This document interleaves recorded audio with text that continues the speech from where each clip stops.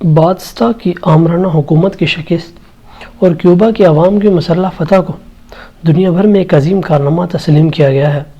اس فتح نے لاطینی امریکہ کے عوام کے بارے میں تمام فرسودہ اور دقیانوسی خیالات کو تبدیل کر کے رکھ دیا ہے اور گوریلا جنگ کے ذریعے ظالم و جابر حکومت سے نجات حاصل کرنے کی عوامی صلاحیت پر تصدیق کی مہر ثبت کر دی ہے۔ کیوبا کے مسلح انقلاب سے 3 بنیادی نتائج اخذ ہوتے ہیں۔ نمبر 1، عوامی طاقتیں ایک منظم فوج کے خلاف فتح حاصل کر سکتی ہیں۔ نمبر 2، انقلابی حالات کے پیدا ہونے کا انتظار کرنا ضروری نہیں ہے بلکہ ایسے حالات پیدا بھی کیے جا سکتے ہیں۔ نمبر 3، لاطینی امریکہ کے پسماندہ زرعی علاقے انقلاب کے لیے موزوں علاقے ہیں۔ پہلے 2 نتائج ان سست اور کاہل انقلابیوں کے نظریات کو رد کرتے ہیں جو یہ ہیلا کرتے ہیں کہ ایک منظم فوج کا مقابلہ نہیں کیا جا سکتا اور یوں ہاتھ پر ہاتھ دھرے بیٹھے رہتے ہیں۔ اس طرح یہ 2 نتائج افراد کے رویے کو بھی غلط ثابت کرتے ہیں جو اس انتظار میں بیٹھے ہیں کہ خارجی اور داخلی طور پر انقلاب کے لیے حالات مکمل طور پر سازگار شکل اختیار کریں گے، کیونکہ وہ ایسے حالات پیدا کرنے کے لیے کرتے کچھ بھی نہیں ہیں۔ فتح کے یہ نتائج آج کیوبا سمیت سارے لاطینی امریکہ میں موضوع بحث بنے ہوئے ہیں۔ یہ درست ہے کہ انقلاب کے لیے مکمل طور پر سازگار فضا صرف گوریلے ہی نہیں بنا سکتے، بلکہ اس کے لیے ضروری ہے کہ عوام پر یہ حقیقت واضح کی جائے کہ سماجی ناانصافیوں کو پرامن طریقوں سے ختم نہیں کیا جا سکتا اور جابر حکومت کی طرف سے ہونے والی بالواسطہ یا بلا واسطہ طور پر کی گئی زیادتیوں کا پرچہ چاک کیا جائے، کیونکہ اس طرح عوام کی نفرت گہری ہو جاتی ہے، عوامی مداخلت میں اضافہ ہو جاتا ہے اور حکومت کے ظالمانہ طرز عمل کی وجہ سے عوامی جنگ کے شعلے بھڑک اٹھتے ہیں۔ کوئی ایسی حکومت جو واضح عوامی رائے کے ذریعے اقتدار میں آئی ہو اور جس کی محدود شکل میں بھی آئینی شکل برقرار ہو، اس کے خلاف اس وقت تک گوریلا جنگ ناممکن ہے جب تک جدوجہد کے تمام آئینی طریقے آزمائے نہ جا چکے ہوں۔ کیوبا کی مسلح فتح سے حاصل ہونے والا تیسرا نتیجہ گوریلا جنگ کے طریقہ کار سے تعلق رکھتا ہے۔ اس نتیجے کے تحت یہ ضروری ہے کہ شہری علاقوں کو مرکز بنانے کی وکالت کرنے والوں پر یہ واضح کر دیا جائے کہ لاطینی امریکہ میں پھیلی ہوئی وسیع دیہی آبادی کے اہم کردار کو نظر انداز نہ کیا جائے۔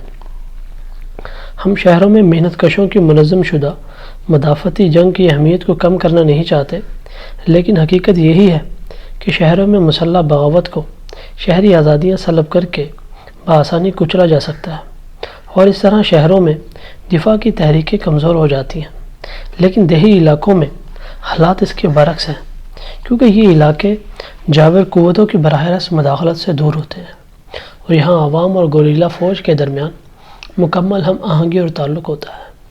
ہم ان تینوں نتائج کو پیش نظر رکھتے ہیں کیونکہ یہ انقلابی فکر میں کیوبا کے انقلاب کا نچوڑ ہے۔ گوریلا جنگ عوام کی آزادی کے لیے جنگ کا سنگ بنیاد ہے اور اس جنگ کی بہت سی خصوصیت اور پہلو ہیں۔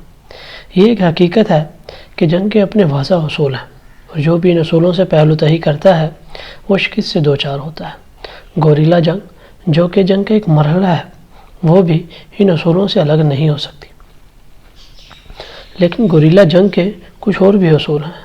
کامیابی سے ہمکنار ہونے کے لیے ان اصولوں پر کاربند ہونا ضروری ہے۔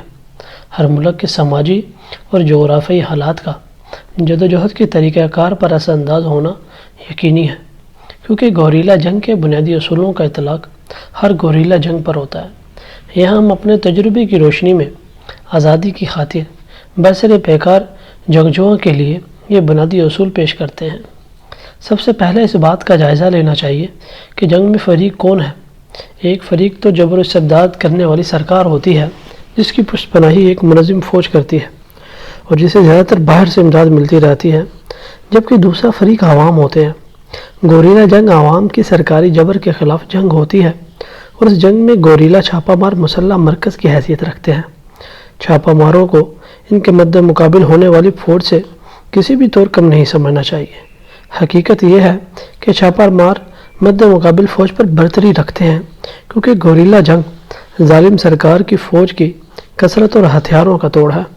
گوریلا یا چھاپا مار کی بنیادی قوت عوام کا تعاون ہے، اور یہیں سے وہ اپنی سرگرمیوں کا آغاز کرتا ہے۔ وسیع بنیادوں پر عوامی تعاون کے بغیر چھاپا مار سرگرمیاں ناممکن ہیں۔ اس سلسلے میں ہمیں ڈاکوؤں کے ان گروہوں کو پیش نظر رکھنا ہوگا جو کسی علاقے سے اپنی سرگرمیوں کا آغاز کرتے ہیں۔ ڈاکوؤں کے ان گروہوں میں چھاپا ماروں کی تمام خصوصیات ہوتی ہیں، یعنی یکسانیت، اتحاد، بہادری، اپنے رہنما کی فرما برداری، اپنے متعلقہ علاقے کی مکمل معلومات اور اپنے طریقہ کار پر گہرا اور مکمل عبور۔ چھاپا گروہوں کے مقابلے میں ان ڈاکوؤں کے گروہوں میں جو کمی ہوتی ہے وہ عوام کا تعاون ہے، اور یہی وجہ ہے کہ آخرکار ڈاکوؤں کی یہ ٹولیاں پکڑی جاتی ہیں یا پولیس کے ہتھے چڑھ جاتی ہیں۔ اس سے ثابت ہوتا ہے کہ گوریلا دستوں کی بنیادی قوت عوامی تعاون ہے۔ اب سوال یہ ہے کہ گوریلا لڑتا کیوں ہے؟ اس کا سیدھا سادہ جواب یہ ہے کہ گوریلا یا چھاپا مار سماج مسلح ہے، یعنی سماج مسئلہ ہے۔ وہ ایک انقلابی سوشل ریفارمر ہے جو عوامی احتجاج پر لبیک کہتا ہوا ہتھیار اٹھاتا ہے اور موجودہ قانون سے ٹکراتا ہے، اور اس طرح وہ اس سماجی نظام کے خلاف بندوق بدست اٹھ کھڑا ہوتا ہے جو عوام کی غربت و افلاس اور بدحالی کا باعث ہے۔ گوریلا جنگ کے طریقہ کار کا تجربہ کرتے ہوئے جو حقیقت نمایاں طور پر سامنے آتی ہے وہ یہ ہے کہ چھاپا ماروں کو اپنے علاقے کے ہر پہلو سے مکمل جانکاری ہونی چاہیے۔ اسے حملہ کرنے، فرار ہونے اور پھرتی سے نقل و حرکت کرنے کے تمام راستوں سے واقفیت ہونی چاہیے۔ دشمن پر حملہ کرنے کے لیے تمام ٹھکانوں، گھاٹیوں اور عوام کے تعاون کی پوری معلومات ہونی چاہیے، اور یہ تمام باتیں دیہاتوں میں ہو سکتی ہیں۔ ان علاقوں میں گوریلا کسانوں کے لیے زمین کی ملکیت کا حق حاصل کرنے، دیگر حقوق اور زندگی کی تمناؤں کا ترجمان بن کر اٹھ کھڑا ہونا ہے۔ دوسرے لفظوں میں ہم یوں کہہ سکتے ہیں کہ چھاپا مار بنیادی طور پر دیہاتوں میں زرعی انقلابی کی حیثیت رکھتا ہے۔ گوریلا جنگ کی اہمیت کو سمجھنے کے لیے یہ بات یاد رکھنا ضروری ہے کہ چھاپا مار ایک ایسے مسلح گروہ کا نام ہے جو مروجہ ظالم حکومت کے خلاف لڑتا ہے، چاہے یہ جبر و استبداد کرنے والی مروجہ حکومت اپنوں کی مقامی حکومت ہو یا غیروں کی بدیسی حکومت۔ چھاپا ماروں کا مسلح گروہ اپنے اندازے کے مطابق اپنی کارروائیاں منظم کرتے ہیں۔ اس گروہ کا بنیادی کردار زرعی یا دیہی اور کسانوں کے لیے زمین کی ملکیت کے حق کا ترجمان ہونا ہے۔ معذرتوں کہ چین میں بغاوت کی ابتدا شہروں میں ہوئی، جنہیں انتہائی بے دردی اور سرفاکی سے کچل دیا گیا۔ جب چینی انقلاب نے اپنا مرکز دیہاتوں میں قائم کیا اور زرعی اصلاحات کو مروج کیا، تب کہیں جا کر انقلاب کو تقویت حاصل ہوئی۔ اسی طرح ہند چینی یعنی ویتنام میں ہوچی من کی کامیابیوں کے ضامن چاول کاشت کرنے والے وہ کسان تھے جو فرانسیسی سامراج کی ظلم کی چکی میں پس رہے تھے۔ الجزائر میں بھی قومی آزادی کی تحریک کو کسانوں نے زندگی اور توانائی بخشی، جہاں 1,00,000 فرانسیسی آباد کار تقریباً ساری قابل کاشت اراضی کو استعمال کر رہے تھے۔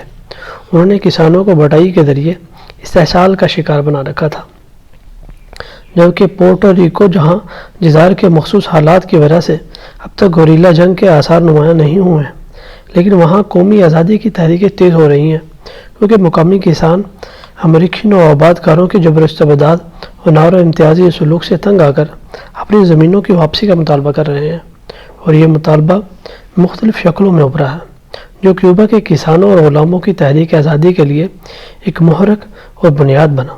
اس قسم کی نفرت خود بخود پھیلتی رہتی ہے اور یوں عوامی تعاون اور چھاپا ماروں کی تعداد میں اضافہ ہوتا رہتا ہے، اور آخرکار گوریلا جنگ باقاعدہ جنگ کی صورت اختیار کر لیتی ہے۔ لیکن چھاپا مار جنگ کا منظم جنگ میں تبدیل ہو جانا اور دشمن کو شکست دینے کا عمل کوئی آسان کام نہیں ہے۔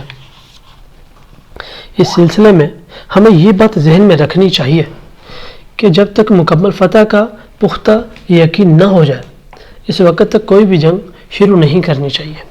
ایک کہاوت کے مطابق چھاپا مار جنگ جو پرتھریلا اور ہر جگہ حاضر ہوتا ہے، کیونکہ وہ بھیس بدلتا ہے، رات کو اچانک حملہ کرتا ہے اور بجلی کسی تیزی سے غائب ہو جاتا ہے۔ یہی وجہ ہے کہ وہ فتح کے عزم اور حالات کو پیش نظر رکھتے ہوئے خود کو جنگ کے رومانوی ضرر رساں اور غیر محتاط طریقوں سے بچاتا ہے۔ جنگی طریقہ کار کا بنیادی اصول یہ ہے کہ اپنے مقصد کے حصول کے لیے دشمن کی کمزوریوں سے کس حد تک اور کس درجے تک کامیابی سے فائدہ اٹھایا جائے۔ گوریلا جنگ میں ایک چھاپہ مار کا حملہ وہی حیثیت رکھتا ہے جو منظم جنگ میں ایک پلاٹون پیادہ فوج کے 1000 سپاہیوں پر مشتمل ایک دستہ پلاٹون کہلاتا ہے کہ جنگی کارروائی رکھتی ہے۔ جب جنگی چالیں ناکامی سے دوچار ہوں تو اس سے ظاہر ہوتا ہے کہ دشمن چوکنا ہے اور اس پر اچانک حملہ نہیں کیا جا سکتا، لیکن چھاپہ مار دستہ جو کہ ہر لحاظ سے خود کفیل ہوتا ہے اور اس کے مقابلے میں دشمن وسیع محاذ کی نگرانی نہیں کر سکتا۔ یہ وجہ ہے کہ چھاپہ مار کے لیے اچانک حملہ کرنے کی گنجائش ہمیشہ کسی نہ کسی شکل میں موجود رہتی ہے اور اسی گنجائش سے ہمیشہ فائدہ اٹھانا چاہیے۔ کچھ لوگ اس قسم کے حملوں کی اہمیت گھٹانے کے لیے اسے ضرب لگاؤ اور بھاگ جاؤ کا نام دیتے ہیں، لیکن حقیقت میں ان حملوں کا یہی مقصد ہوتا ہے۔ اصل طریقہ یہ ہے کہ دشمن کو ذکر پہنچا کر بھاگا جائے، پھر دشمن کو خوف و ہراس میں مبتلا کر کے بار بار ضربے لگانے کے لیے واپس آئیں اور اس طرح دشمن کو آرام کا کوئی موقع نہ دے۔ شاید اس سے یہ بھی ظاہر ہوتا ہے کہ چھاپہ مار دشمن کے سامنے واضح طور پر نہیں آنا چاہتا، لیکن حقیقت میں یہ چھاپہ مار کا من پسند طریقہ ہوتا ہے، کیونکہ اس طریقے سے وہ نہ صرف دشمن پر غالب آتا ہے بلکہ اسے تباہ بھی کرتا ہے۔ اس میں کوئی دو رائے نہیں کہ گوریلا جنگ کا ابتدائی مرحلہ ایک ایسا نقطہ آغاز ہے جس میں جنگ کا فیصلہ نہیں ہوتا، لیکن مسلسل گوریلا جنگ کے دوران عوامی فوج کی تعداد بڑھتی رہتی ہے اور آخرکار یہ عوامی فوج کی شکل اختیار کر لیتی ہے۔ اس کے بعد دشمن پر آخری اور بھرپور ضرب لگانے کا وقت آ پہنچتا ہے۔ جس طرح فوج کا ایک ڈویژنل کمانڈر خواہ مخواہ خود کو موت کے منہ میں نہیں ڈالتا ہے، اسی طرح ایک گوریلا چھاپہ مار جو اپنی ذات کی حد تک کمانڈر ہوتا ہے وہ خواہ مخواہ موت کا شکار نہیں ہونا چاہتا۔ چھاپہ مار مقصد کے حصول کے لیے جان دے دیتا ہے، لیکن محض دفاع اور حفاظت کے لیے خود کو ہلاکت میں نہیں ڈالتا۔ اس لحاظ سے گوریلا جنگ کا اصل اعجاز یہ ہے کہ وہ ایک وسیع عوامی تحریک کے مرکز کی حیثیت سے ایک نئے معاشرے کو جنم دیتا ہے۔ اس لحاظ سے گوریلا جنگ عوام کی تقدیر کے فیصلے کی صورت میں ابھرتی ہے اور اس تحریک کی عظمت اور بڑائی محتاج بیان نہیں رہتی۔ بے مثال حوصلہ اور بے نظیر عزم اس جنگ کی عظمت کے بنیادی اسباب ہیں۔ گوریلا زبان یا لغت میں جدوجہد سے مراد ہے طریقہ کار، یعنی وہ مقصد اور اس کا تجربہ جو ہم حاصل کرنا چاہتے ہیں۔ اس سلسلے میں اہم بات یہ ہے کہ ہمیں یہ معلوم ہونا چاہیے کہ دشمن کس انداز سے حرکت کرتا ہے، یعنی اس کا منصوبہ یا پلان کیا ہے، ان کی تعداد کتنی ہے، اسلحہ کتنا ہے، ہتھیار کس قسم کے ہیں، نقل و حرکت کی رہنمائی کیسی ہے۔ یہ معلومات حاصل کرنے کے بعد ہی گوریلا پلان تیار کرنا چاہیے، لیکن ہمیشہ ذہن میں ہونا چاہیے کہ اس گوریلا پلان کا مقصد دشمن کو تباہ کرنا ہے۔ ان تمام حالات کا تجزیہ کرنے کے بعد اپنے مقصد کے حصول کے لیے دشمن پر بھرپور ضرب لگانے کی طرف دھیان دینا چاہیے، جبکہ دشمن پر ضرب لگانے کا منصوبہ پہلے تیار کرنا چاہیے۔ اگر ضرورت ہو تو حملے کے دوران اس میں حالات و واقعات کے مطابق تبدیلیاں بھی کی جا سکتی ہیں۔ ہتھیاروں کے سلسلے میں یہ واضح ہونا چاہیے کہ ان کا استعمال کس طریقے سے کرنا ہے۔ دشمن کے بھاری ہتھیاروں جیسے ٹینکوں، ہوائی جہازوں اور اعداد وغیرہ کی اہمیت کا بھی حقیقت پسندی سے جائزہ لینا چاہیے۔ یہ بات کبھی نہیں بھولنی چاہیے کہ چھاپہ ماروں کے لیے ہتھیاروں کا سب سے بڑا ذخیرہ اور ذریعہ دشمن ہی ہے، کیونکہ اسے اسلحہ وغیرہ دشمن سے چھیننا ہے۔ ہتھیاروں کے انتخاب میں چھوٹے خودکار ہتھیاروں کو ترجیح دینی چاہیے۔ اس امر کی جانب بھرپور دھیان دینے کی ضرورت ہے کہ ابتدا میں کوئی چھاپہ مار ہلاک نہ ہو۔ آہستہ آہستہ چھاپہ مار خود اپنی حفاظت کرنے کے طریقے اور حکمت عملیاں وضع کرنا سیکھ لیتے ہیں، اور وقت گزرنے کے ساتھ ساتھ وہ ان طریقوں میں مہارت بھی حاصل کر لیتے ہیں۔ دشمن کو چکمہ دینے، گولی چلانے، اچانک حملہ کرنے اور چھپ جانے کے بہترین طریقے وہ خود ہی تشکیل دیتے ہیں۔ وہ دشوار علاقوں میں چھپ جاتا ہے یا پھر اپنی حدود میں قوت مجتمع کرتا ہے، جس سے دشمن اس پر حملہ کرتے ہوئے ڈرتا ہے۔ ان حکمت عملیوں اور طور طریقوں سے اچھی طرح واقف ہو جانے کے بعد چھاپہ مار کو اپنی کارروائیاں شروع کر دینی چاہیے۔ ان کارروائیوں کی ابتدا چھاپہ ماروں کے مخالف علاقوں سے کی جا سکتی ہے اور پھر آہستہ آہستہ ان کارروائیوں کا دائرہ ملک کے اندر پھیلا دینا چاہیے۔ دشمن کی آمد و رفت کے نظام کو تباہ کرنا اور اس کے ٹھکانوں پر حملہ کرنا ان کارروائیوں میں کلیدی حیثیت رکھتا ہے۔ چھاپہ مار کا کام ہے لگاتار ضربیں لگانا۔ دشمن کے خلاف اس طرح کی کارروائیاں ہونی چاہیے کہ اسے سونے یا آرام کرنے کا موقع تک نہ مل سکے۔ ان کی چوکیوں پر لگاتار حملے کرتے ہوئے انہیں تباہ کر دیا جائے۔ دن کو جنگلوں اور رات کو میدانی علاقوں میں لگاتار حملوں کے ذریعے دشمن پر یہ احساس مسلط کر دیا جائے کہ وہ انقلاب کے شکنجے میں جکڑا جا رہا ہے۔ دشمن پر خوف کی کیفیت طاری کرنے کے لیے یہ ضروری ہے کہ زیادہ سے زیادہ عوامی تعاون اور اپنے علاقے کے بارے میں پوری معلومات اور واقفیت حاصل کی جائے۔ اس لیے جہاں ایک طرف چھاپہ مار کے لیے یہ ضروری ہے کہ وہ علاقے کے چپے چپے کی مکمل معلومات رکھتا ہو، تو دوسری طرف وہ عوام کو بھی یہ ذہن نشین کراتا رہے کہ آخرکار دشمنوں کو شکست دے دی جائے گی اور وہ خود بھی انقلاب کی فتح پر ایقان رکھے۔ جس چھاپہ مار کو انقلاب کی فتح کا یقین نہیں ہے وہ چھاپہ مار ہو ہی نہیں سکتا۔ عوامی رابطے کی یہ کارروائی انتہائی احتیاط طلب ہے۔ ہر وہ شخص جس سے رابطہ قائم کیا جائے اس پر اس کی اہمیت واضح کی جائے اور اسے سختی سے تاکید کی جائے کہ وہ اس مہم کو ایک راہ سمجھے۔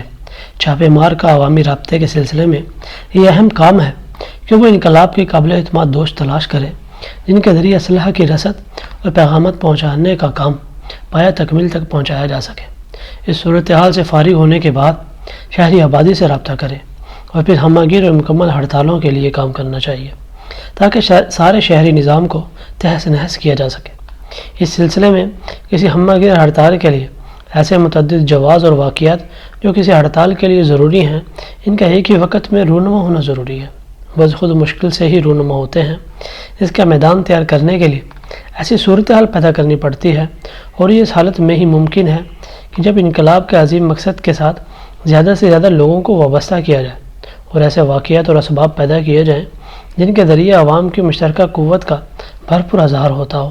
چھاپہ مار سبوتاژ کے ذریعے پوری فوج کو مفلوج کر سکتا ہے، کارخانے اور فیکٹریاں بند کرا سکتا ہے اور لوگوں کو روزگار سے الگ کر سکتا ہے، پانی، بجلی اور ٹرانسپورٹ کا نظام معطل کر سکتا ہے اور لوگوں پر اتنی دہشت طاری کر سکتا ہے کہ وہ گھروں سے باہر نکلنے کی جرت ہی نہ کر سکیں۔